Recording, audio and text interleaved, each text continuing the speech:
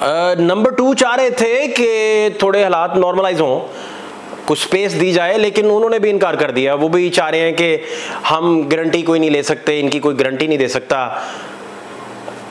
और नंबर 1 से भी निगोशिएट करने वाली, मुज़ाकरात वाली, आपस में तलखियां कम करने वाली जो फाइल थी वो मुस्तरद होकर वापस आ गई।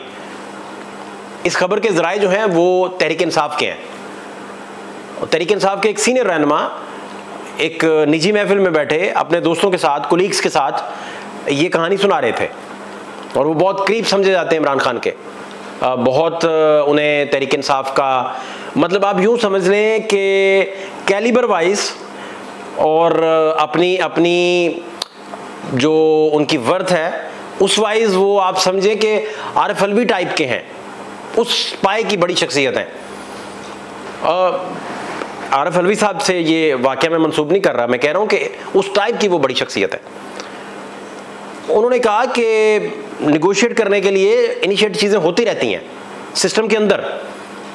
हमें स्टार्ट में इशारे मिले थे कि सनम जावेद को लेकर, यास्मीन राशिद को लेकर, जो खातीन अंदर हैं उनको लेकर थोड़ा हमें पॉजिटिव हवा का झोंका मिलेगा, थोड़ा हमें रिलीफ दिया जाएगा, थोड़ी आसानी मिलेगी। वो गरज चमक के साथ जो मुसलसल बारिश है और ज़ालाबारी है वो ख़त्म हो जाएगी, या नॉर्मलाइज हो जाएगी, या उसकी रफ्तार थोड़ी कम कर दी जाएगी। लेकिन बाद मुखालिफ उसी तरह चलती रही और उसमें और ज़्यादा शिद्दत आ गई। थोड़ा रिलीफ, कुछ घंटों का रिलीफ आप समझ लें आया, लेकिन उसके बाद दोबारा शिद्दत वो इख्तियार हो गई।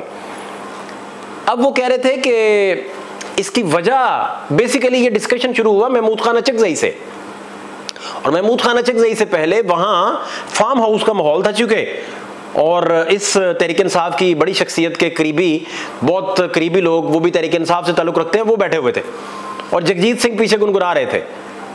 उनका गाना चल रहा था, ये इज्जत भी ले लो, ये शोहरत भी ले लो, भले छीन लो मुझसे मेरी जवानी, मगर मुझको लौटा दो बचपन का सावन, वो कागज़ की कश्ती, वो बारिश का पानी। इस पे तहरीक इंसाफ के ये रहनुमा रोना शुरू हो गए, आप दीदा हो गए और बचपन के दिन याद करना शुरू कर दिए। इन्होंने कहा मैं अपने बच्चों को इसलिए लेके जाता हूँ गांव में ताकि उन्हें मैं लिंक बता सकूँ कि मिट्टी के साथ हमारा रिश्ता क्या है। बात यहाँ से चली तो चलती चलती तहरीक इंसाफ के साथ जो मामला चल रहे हैं स्टेट के, उन तक आ गई, और यहाँ से बात चलते चलते उन्होंने कहा कि जो फाइलें टॉप मोस्ट तक भी पहुँची थी रिपोर्टेडली, जो हम तक बात पहुंची तहरीक इंसाफ के ज़राए से, वो भी मुस्तरद हो गई। उन्होंने कहा जी कोई लचक की गुंजाइश नहीं है, और नंबर 2 भी ट्राई करते रहे, लेकिन उन्होंने भी कहा कि नहीं, कोई बचत की कोई गुंजाइश नहीं है। बकौल तहरीक इंसाफ के इस अहम तरीन शख्सियत के, इनका ये मानना है कि ये सारा सिनेरियो बना चूँकि महमूद खान अचकज़ई बीच में आ गए। तो महमूद खान अचकज़ई की वजह क्या है? उन्होंने कहा कि उनसे पूछा गया कि महमूद खान अचकज़ई बीच में क्यों आ गए, तो उन्होंने कहा इसकी कोई वजह नहीं है। ये बैठे बैठे वहां ट्रंप के इलेक्शन के साथ तहरीक इंसाफ के मामलात और मुस्तकबिल की जो डोरी है उसको बांध रहे थे, और कच्चा धागा ये इतना कच्चा धागा, इसको उसके साथ बांधने की कोशिश कर रहे थे। तहरीक इंसाफ के बहुत सारे लोग अभी भी अपने सारे मामलात को समझते हैं कि ट्रंप के आने से वो ठीक हो जाएंगे। ये एक और बहस है, इसमें मैं नहीं पढ़ना चाह रहा इस वक्त, मौजू और तरफ चला जाएगा। बहरहाल उधर भी यही डिस्कशन हो रहा था। इसका मतलब है कि टॉप मोस्ट पे ये चीज़ें डिस्कस होती हैं, टॉप मोस्ट पे इमरान खान लेवल पे भी ये चीज़ शायद कंसिडर की जाती है कि ट्रंप का आना और जाना और ये सारी चीज़ें कितनी मुमासलत रखती है, कितना इन्हें सहूलत रहेगी, कितना इन्हें आसानी होगी। तो बहरहाल महमूद खान अचकज़ई, उन्होंने कहा फ़र्ज़ करें जरदारी के पास जाते हैं, तो जरदारी साहब उनकी बात क्या सुनेंगे? डिप्लोमेटिक प्लेयर तो वो है नहीं महमूद खान अचकज़ई जो है, ना वो नवाज शरीफ से मिलते हैं, तो नवाज शरीफ के साथ वो क्या डिप्लोमेसी करेंगे, ना कोई सीक्रेट पैगाम उन्होंने लेके जाना है। वो तो आइन की बात करने जाएंगे, और आइन की बात करने के बाद भी क्या होगा कि कुछ भी नहीं होगा।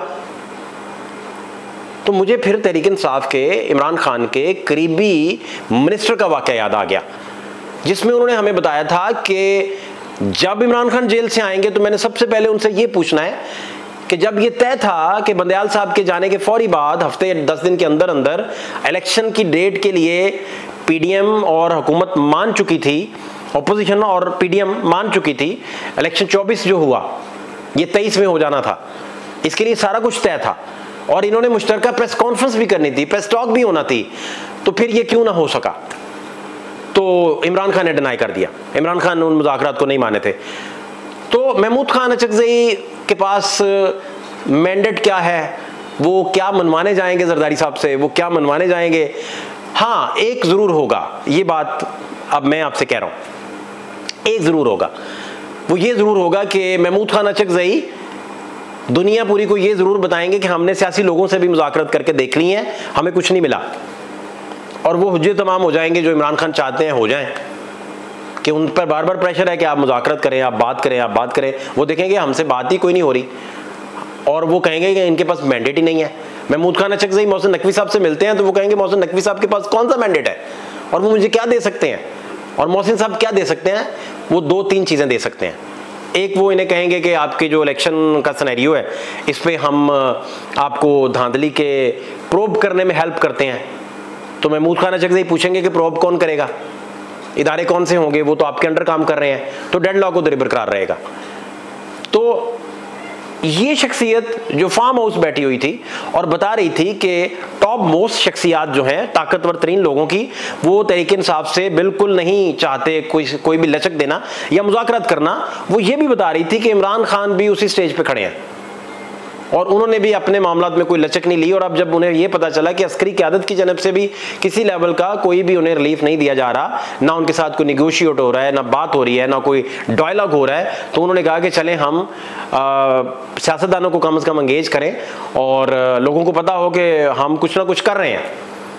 अब यही महमूद खान अचकज़ई जब मौलाना फजल रहमान साहब के साथ कंटेनर में खड़े होंगे तो ये बताएंगे कि मैं जरदारी साहब के पास गया, वो क्या कह रहे थे, मैं नवाज शरीफ साहब के पास गया, वो क्या कह रहे थे, तो उनकी बातों में और ज़्यादा वजन आ जाएगा। तो स्ट्रेटजी वही है, स्ट्रेटजी वही है कि फजल रहमान ही लीड करेंगे और वो जब लीड कर रहे होंगे तो साथ तहरीक-ए-इंसाफ होगी, साथ GDA होगा, साथ जमात इस्लामी होगी, और ये सारे का सारा जमे गफ़ीर जो है ये अच्छे मौसम का इंतज़ार कर रहा है। जो बाद मुखालिफ तो चल रही है, बाद मुवाफिक जो आपके हक में आए उसका ये इंतज़ार कर रहा है।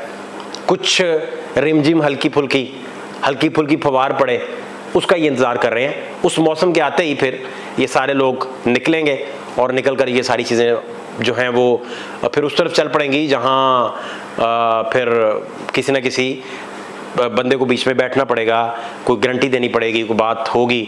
अदरवाइज ऐसा नहीं, क्योंकि आप देखें पिछले 1.5-2 साल के साथ जो भी हुआ वही हुआ, जो भी चाहा जा रहा था, जो रियासत चाह रही थी उसके हमेशा उलट हुआ।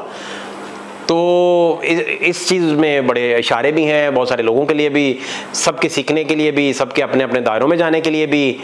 और अब रेलिवेंसी जो है वो अचकज़ई साहब की ज़रूर बनी, लेकिन उस रेलिवेंसी का प्रैक्टिकल ग्राउंड्स पे कोई फ़ायदा नहीं होगा। हाँ, ये हुज्जे तमाम ज़रूर हो जाएंगे कि हमने देखें सियासतदानों से बैठ के भी बात कर ली, इनके पास तो मैंडेट ही नहीं है, ये तो खुद मजबूर हैं, ये तो खुद लाचार हैं, ये हमें कुछ नहीं दे सकते। फातिह अब्बास खान को इजाज़त दीजिए, अल्लाह ने के बाद।